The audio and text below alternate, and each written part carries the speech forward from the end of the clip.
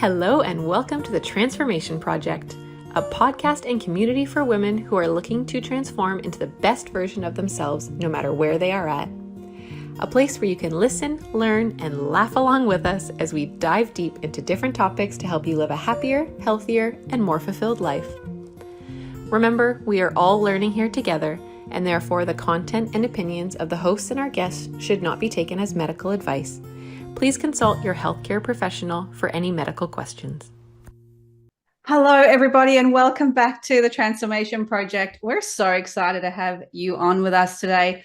And even more than that, we're happy to be covering a topic that many of you have asked for, that I know Jess and I have been interested in.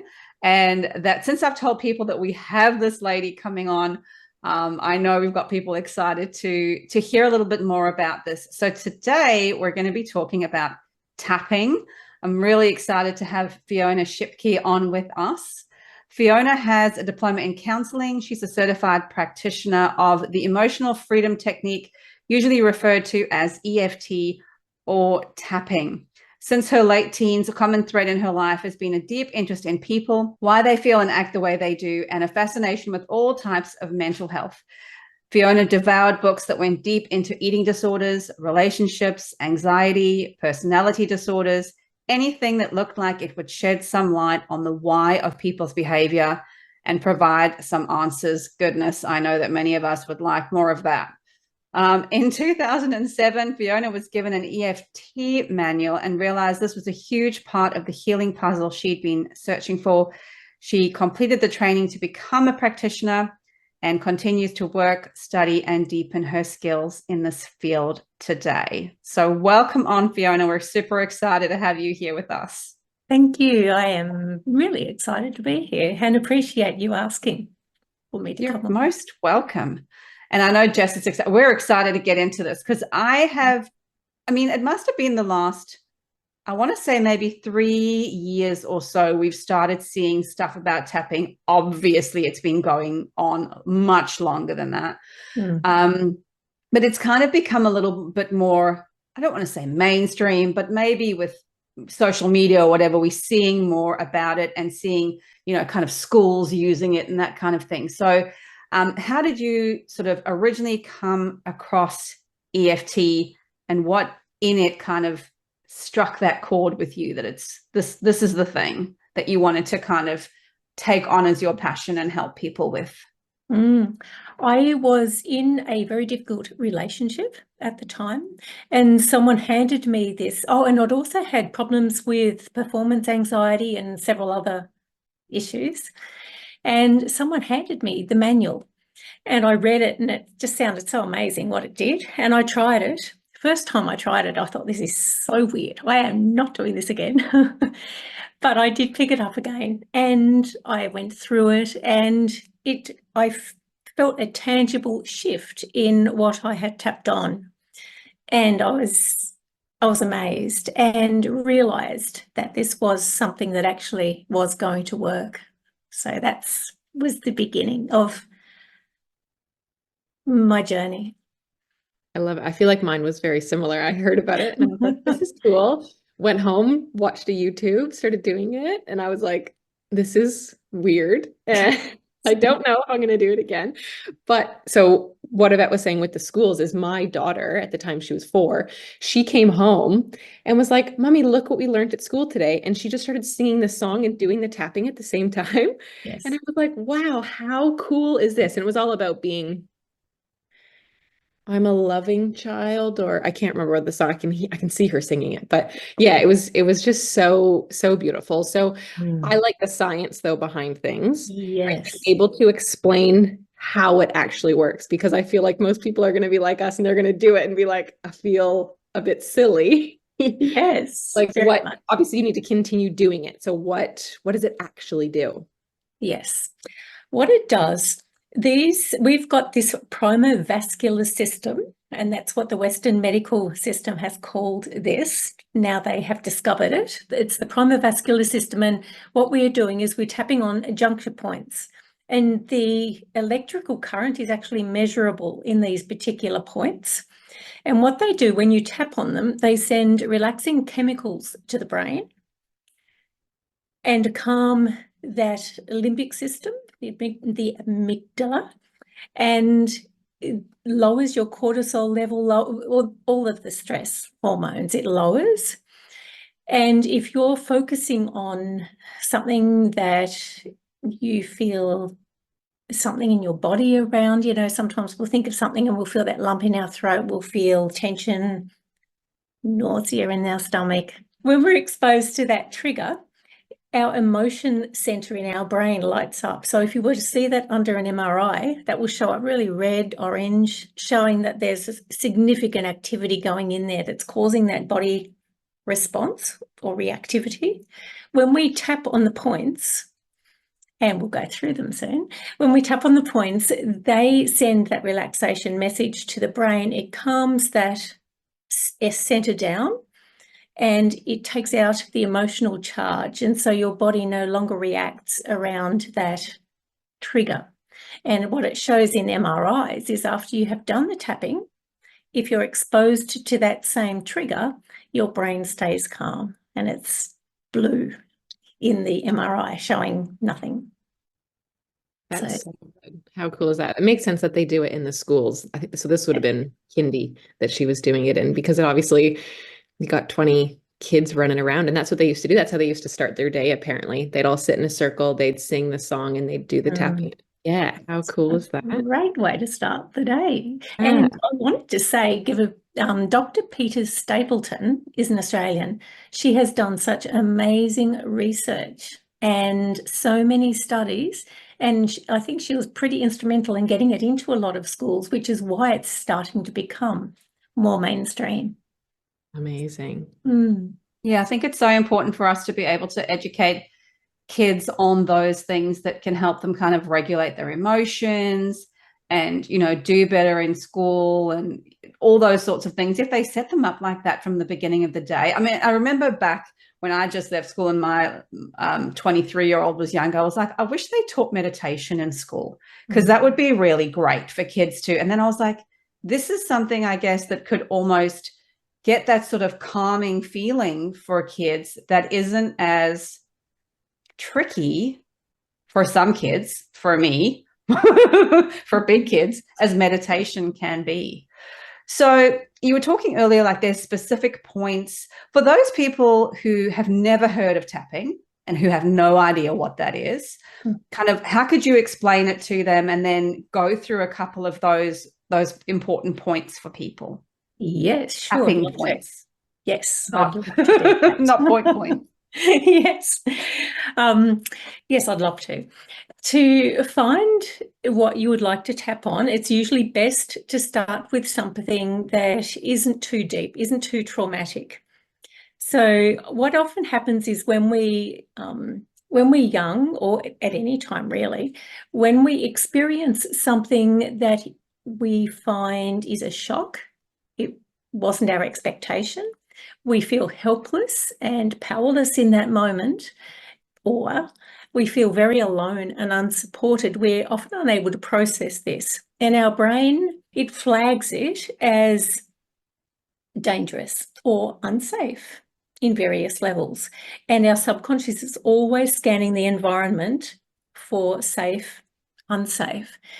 And so if it sees something that looks unsafe, we will get a body reaction.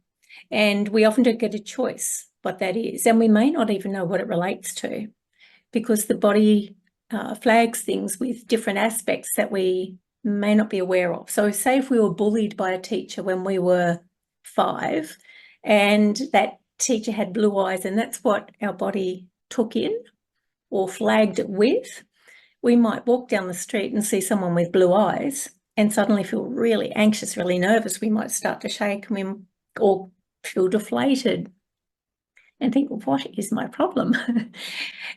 So, yeah, but to start with, it's best to start with a benign or a smaller issue, not a big trauma. And so what you do, you bring the trauma to mind. So that's called exposure. And what we do is we tap on the side of hand point. And so we acknowledge that issue. We might say, just for example, a bully. We might say, I every time I think of that teacher, I feel really anxious. And you might feel it in your stomach or in your chest. And so you would feel how you felt and bring that to mind to like really feel that body response. So you would say, even though I feel really anxious in my stomach every time I think of that teacher, I'm safe right now, or I'm okay now, or I'm open to feeling okay. Something that is the opposite. So it gives it's the statement that where you want to be. And you do that 3 times. And this is the psychological reversal point. So while you're saying that, you're tapping the side of your hand, like you're doing the tapping as you're, right? Yes. It doesn't matter how many times, you're just continuously tapping. Yeah, just continuously tapping and just lightly. And then I go to the eyebrow point, which is where your eyebrows meet the bridge of your nose. Then sides of eyes on that little bone right beside your eyes. Tapping is fairly forgiving, but you do have to be on or very near the point for it to be effective. Underneath the eyes, underneath the nose. And all the time you're focusing on that feeling that you have in your body. And your collarbones, under your arms, just on the kind of like your armpity area. Yeah, I'll just pull it down to show you. So just there. Okay. Yep. So just below your armpit, kind of. Yes. This point is good too, and that's really good. That's your liver point for anger.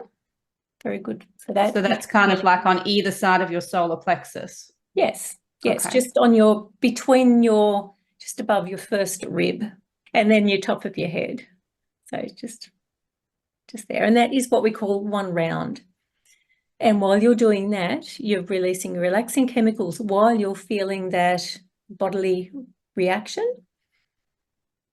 Okay. And then, yep. Do you have to continue like speaking, or you can be speaking in your head? You can just be feeling? It depends on you. You can speak if that helps you focus on the area and on the problem.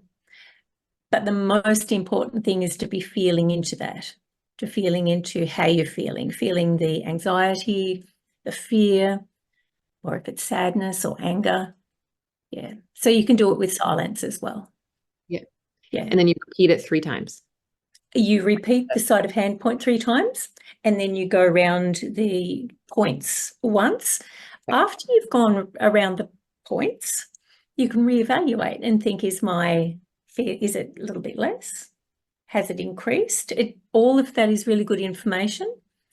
Usually if it increases that intensity, it means it relates back to an earlier incident, and you can see if you can find that. Sometimes it's best to tap with a practitioner if it's a bigger and more traumatic event.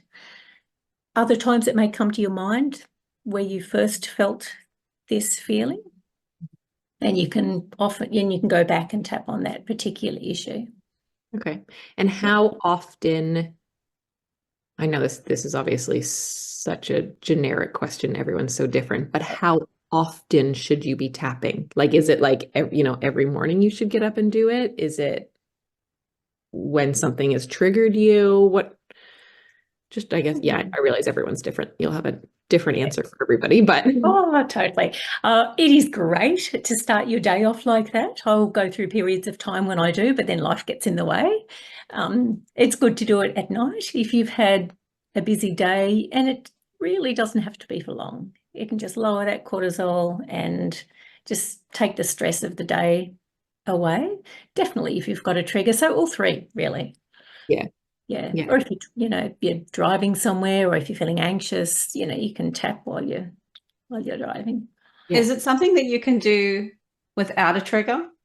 So if like you're not necessarily feeling anxious, but you're wanting to feel more whatever, joyful, enthusiastic, motivated, whatever, can you use it in that way as well? Yes, you can. And then I guess you could possibly do it like, even though I'm not feeling as joyful, as relaxed as I would like to, I choose to let go of any tension that might be in my body so I can. And so tapping because it sends those relaxation chemicals to the brain. It will have a great effect whether you tap on an old event or anxiety or a trigger. But often when you have something that is a trigger, once you shift that, you will naturally be more at ease, more joyful. Yeah. Happy. Yes. I think it's so cool that something that I guess as a parent, if you have small kids, Jess has smaller children, mine are older, but I think with my eldest daughter, who's in her 20s now, we used to try and do something we called ninja breathing, which is literally just deep breathing to try and get her to breathe. And we called it ninja breathing so she would think it was cool and would actually try and do it. But I think this might be something, if they're doing it to singing or music or something, it might be something really good, for parents to learn how to do with their children, even from an age, I guess, where the children don't fully understand whatever the upset has happened in their day. You pick your little one up, like, from kindy, they've had a bad day. You can kind of do that from a young age to kind of work them through that. I think it's so cool. I wish I had that knowledge as when I had small children. So do I. And also what you can do when they're very, very little, and they might not be fully aware or want to say or not have the words to say for themselves, but if they've got a favourite stuffed toy, you can get them to say, how's your bear feeling today? And they'll often talk about that, and they can tap on their soft toy in the right spots. And then we've got mirror neurons. And so that then helps that child to feel calmer while they're tapping on their toy, which can be a little bit easier for them when they're little. Wow. Yeah, that's a good idea. Yeah. I was just going to ask before, what are just some examples of tapping? So like the one that I had tried a while ago was for money blocks, like money limiting beliefs. Yes. But yeah, like what are some other ones that people would tap for? So many. I tapped for performance anxiety, and that was just so transformative for me. Just huge difference. I can easily perform now. Doesn't mean I play with less mistakes, but it means I'm less nervous. So that feels so much better. You can tap for post-trauma stress disorder, tap for any sort of anxiety. I feel like that would probably be a big one for most people. Yes, yes. And that often leads to core events that has happened, because there's always a reason, or usually always a reason for that sort of thing. Food cravings, that's a big use for tapping. Food cravings and emotional eating. There is so many. Phobias it's really effective for phobias as well. Yeah. Yes, so many things, negative beliefs that we can create as young people and still have that programming running in us. Often our responses or our reactions to something our husband or partner might say can be because of an old negative belief that we've created, and we might respond really badly to a benign question or a benign event, and afterwards we might think, what was that about? Yeah. That sort of thing. So, and it can help with emotional issues, all sorts. Oh, so much. So much. Yes. I think we've had a few people kind of on the podcast where we've chatted about the similar sort of thing where you have a reaction to something, or you have a fear of something, or you have a belief about something or yourself that you don't even remember where that originally came from. And then you kind of, there's processes to sit and kind of go through that sort of stuff to find, the time your dad said when you were 4 that you weren't good enough at whatever, you know what I mean, as an example. So if you were, but let's say you knew that there was some sort of issue about something, but you couldn't think of what the original event was, or you don't remember it. So I, for example, am incredibly good at partitioning off my brain, it seems. And so there'll be things that will have happened to me when I was a child, or, you know, in my early 20s kind of thing, where I won't even remember that that thing has happened until somebody says something and I'm like, oh my gosh, that happened to me. Yes. But I'd forgotten it. And they're things that you would think that you would never, ever, ever be able to forget. Bananas. Yes. Like, how did I forget that? That was crazy. Yes. And so if you're somebody who knows that there's an issue about something, is that where you would be looking for a practitioner? You're like, I don't know. I know there's a problem here, but I don't know what it is. Is that where you'd need to start looking for some outside help, as opposed to just your YouTube video or whatever else? Yes, yes, I think so. And especially for anything that might be potentially traumatic, because that probably needs a little bit of sensitivity to move through something that's very traumatic, and you need to do it safely and slowly often, rather than have it really flooded. So that would be, yeah, both, I think. Right, that makes sense. Yes. Because you do find, I guess, sometimes even for something as basic as like psychology or, I don't know, marriage counselling or whatever, when you go for your first, you go for your first few appointments and all this stuff is coming up. Yes. And you're like, oh, I should have kept that in the Pandora's box, Yes. because now I have to deal with it. Yes. Right. And so if it's something too traumatic and you hit yourself with that Yeah. all at once, sometimes people wouldn't have the capacity to cope or deal with those sorts of things. Yes. Right. And often when you're with someone else and they hold that safe space and with acceptance and non-judgment, it can make all the difference and allow you to go deeper and give you the safe space to feel it. Yeah, gotcha. Yeah. Is there anybody that you would say should not do tapping, or does it just work for everyone? I feel it works for everyone. I guess there are some people that are very much in their heads and for some reason have blocked off the feeling in their body. The very rational people that, you know, everything is about facts and not very much emotion. Yep. And so they've blocked off their body. So that can be hard for those people to access, and they may not feel a difference because they're not feeling into their body.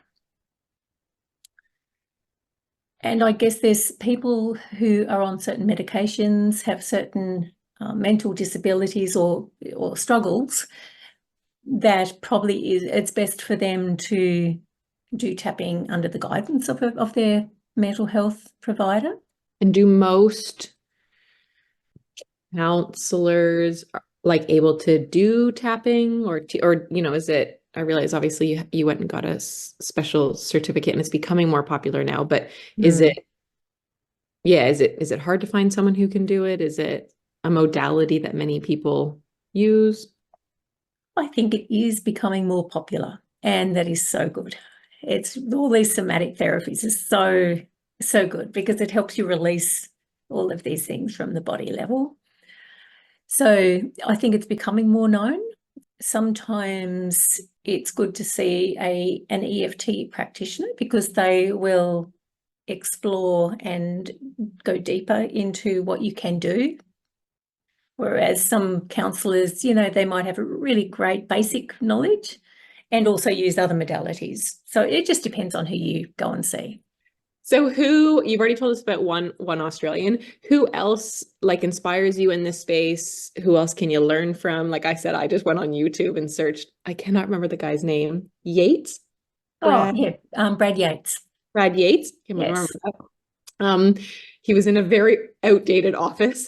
I don't know how old those YouTube videos were, but like, what would you recommend if someone wanted to explore this a little bit and just starting off, like not necessarily ready to go and see a practitioner yet, but just, you know, wanted to try it at home? Yes. Oh, there's so many amazing resources out there. One of my favorites is Gene Montrestelli has, I think he calls it Q&A. I guess if you want, you can pop it in the show notes. He has so many interviews with many different practitioners. So it's a really great place to go and put in the search button your particular need or anything that you want to tap on, and he will usually have a practitioner or someone in the world who he's interviewed, and they are such good interviews. He really puts really good content on, and it's very valuable. And I've really been inspired by how he gives to the world and his integrity. I love the Tapping Summit that's on every year. And Jean Roncherestelli also has a 24-hour tapping event coming up where he interviews. Wow. Yeah, it's great. He interviews 24 practitioners from around the world, and it's, again, another really good value event. It's got a lot of really well thought out and high level content that's really informative. Yeah, cool. Yeah, it does sound like it's becoming really big. Yes. It's like something that anybody could hop on. So if we had, just a mom who wants to know more about this for their child who might have anxiety or whatever, would that be something open to anybody, or is it a practitioner only event? No, Jean is really generous. You can access, there's been 2 of his 24-hour tapping events so far, and I think everyone can access them on YouTube. He's very generous with what he does, which is one of the reasons I really like him. Yeah. Yeah. So someone's starting, let's say, Yes. would you say that they should hop on and do something guided first or by themselves? Or again, does it kind of make a difference to the person? I think it's great that we have so much YouTube content out there for tapping now. It's such a great tool to use for yourself, and that's how I used it until I trained. I did go to a few practitioners early days, but when I started, I used it for myself, and it was amazing, and I love it for that. It's the best time to go and see a practitioner. Well, it could be any time, but especially if you've tapped for yourself and you might have hit a roadblock, you don't know what to do next. And it's then that a practitioner can help you find the core event. Sometimes we're not able to access it because we're too close. Yeah, that makes sense. Yeah. Is there kind of like an average time where you can, this sounds weird, but like expect to see results? Or do you know what I mean? Or where you're like, this is not working for me, I need to look somewhere else for some help with this? Or no, it kind of takes about this time for you to start feeling any kind of difference, for example?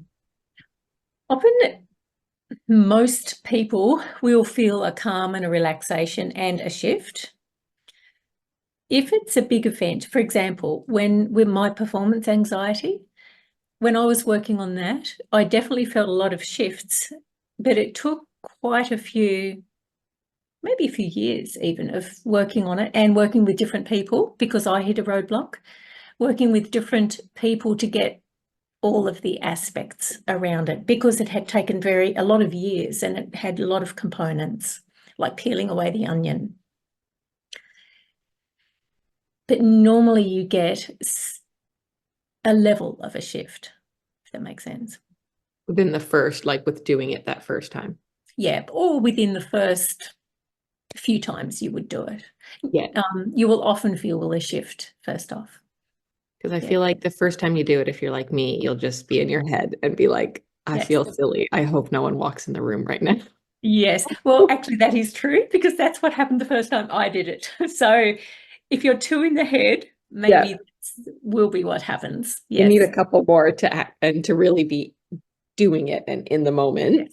Yes. Very true. Like you said, feeling your body. I probably wasn't in my body. I was probably just. Yes.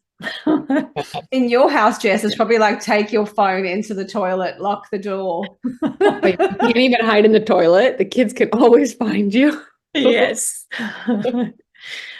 Jessica's still at the point where I bet you go into the bathroom and there'll be like the fingers under the door. I can remember those days. Like you could not escape. You'd be like, I'm busy. And they'd be like the fingers under the door. I honestly don't even shut the door half the time anymore, because it's just, there's a child right behind me. Like I'm just going to, yeah. Yeah, I get that. Yeah, see, you do actually have to feel your body and feel that emotion, wherever it is, for it to make a difference in that event or in that trigger. Yeah. Yeah. Amazing.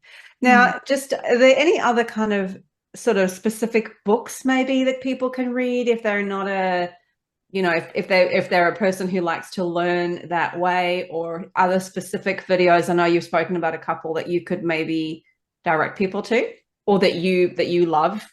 What was the manual that you were handed? Ah, yes, that was the old Gary Craig manual. He was the person who gave it to the world. He learnt it from the person who created the actual modality, and he put it in a form that was more general, that could be effective for everyone. And I read that manual. It was very old, but there is manuals on the internet that you can download. I think it's, if you typed in EFT manual, I think there would be a few come up. But the books, I love Dr. Peter Stapleton's The Science of Tapping. If someone really wants to look into the science behind it, and they love the facts and the whys and the research, that is a great book. There's EFT Universe has put out quite a few books on different subjects or different ways EFT can be used. EFT is useful and really good for the emotional component of pain for someone, and it can actually lower pain by lowering the emotional pain. That makes sense. Yeah. I understand what you're talking about. I get what you're saying. Yes, Yeah. I hope, did that make sense? Yeah. Yeah, I do. I have a you might not know this, so is that I actually have a congenital abnormality in the base of my spine that has only been, what's it now, just like 2 years that it really came into like us knowing about it. Before that, for somehow I managed to get through 2 pregnancies and a whole bunch of stuff and nobody knew. But there is definitely a point where the emotional overwhelm of the pain makes the pain feel worse, and everything around you feel more. Yeah. Noises are louder, people asking questions are more overwhelming, like everything just seems more. So I totally get what you mean by that, because there's a point where there's the pain part, but then, you know, all that extra stuff that kind of comes with it, exhaustion around that, I guess it would come into that as well. Cool. I'm excited to try this. I don't even care if I look like a bit of a weirdo. Yeah, I don't care anymore. No, I'm a weirdo most of the time anyway. I think by now my whole family's just like, what are you doing now? Like, and they just roll with whatever's going on. Yeah, I'll make them all do it too. That's a good idea. I mean, yeah, group, right? Kids do it. The kids do the group tapping. Yeah. Yes. Yeah. It's so good doing group tapping, because, you know, if you're with each other, you get them, you get the motor neuron effect as well. And that's another positive too. If you're doing it in a group and you're just tapping for one specific person, if you have an intent before you start, or put into your mind a situation for yourself that you would like to change, or something that you feel, you can actually release your own while you're tapping for someone else in a group. And it's called borrowed benefits. Yeah, cool. Yeah. Yeah, it is really cool. It's like tapping into the power of the group. Right. Yes. Oh. Yeah, Okay. because your brain, it's because of our mirror neurons. The brain, sees someone else doing that. Yeah. And so it's like you're doing it. Yeah. Yeah. I'm going to, I think, add this into our bedtime routine. Yes. That would be great. That's a great idea. Yeah. Yeah, she hasn't really done it very often. She hasn't asked for the song again. I think she likes the song, and she does it with the song on YouTube, which it's very cute. But that is great. Yeah, I'm going to get her to do it. Yeah, see if she remembers it. Yes. So where can people find you? If they want to work with you, if they want to find out more? Yes, I have a website. I'm not sure if you put it in the show notes, or it's also just my name, which is Fiona Schipke, which is spelled SCHIPKE.com. But you can check out my website, and I've got my contact details on there if you would like to. Yeah, we'll totally make sure that we put those links in the show notes. Well, it's been absolutely incredible having you on. Thank you so much for coming to teach us a little more about this. I really hope that there's some parents out there that can, this is really what it's about. It's to give people a little taste of these different things that they can use in their own lives and with their own families to just make life easier for themselves and their kids, really. And so I really think this is something, if you had to actually take it on, we have so many kids right now and adults who are struggling, as Jess said, anxiety specifically. Like, we hear so much about that right now. So it sounds like it would be something incredible for people to use for that no medication, no extra anything. You can do it at home. It's just like winning all around. So I'm very excited that you came on and chatted to us about it today, Fiona. Thank you so much. My pleasure. Thank you very much for having me. Really appreciate it. You're most welcome. And to everybody else, as usual, wherever you are in the world, hope you are having an absolutely spectacular day. We look forward to seeing you again next time on the Transformation Project.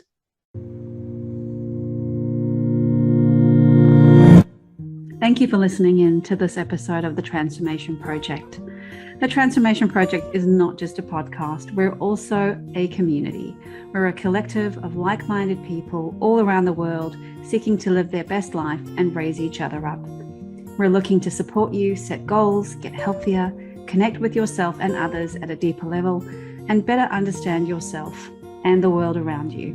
We're always looking to link arms with like-minded people wanting to create more out of life. You can connect with us via our website, which is www.thetransformationproject.net.au. Email us at support@thetransformationproject.net.au, or simply listen in to one of our podcast episodes, which can be found on all podcast platforms, including Apple Podcasts, Spotify.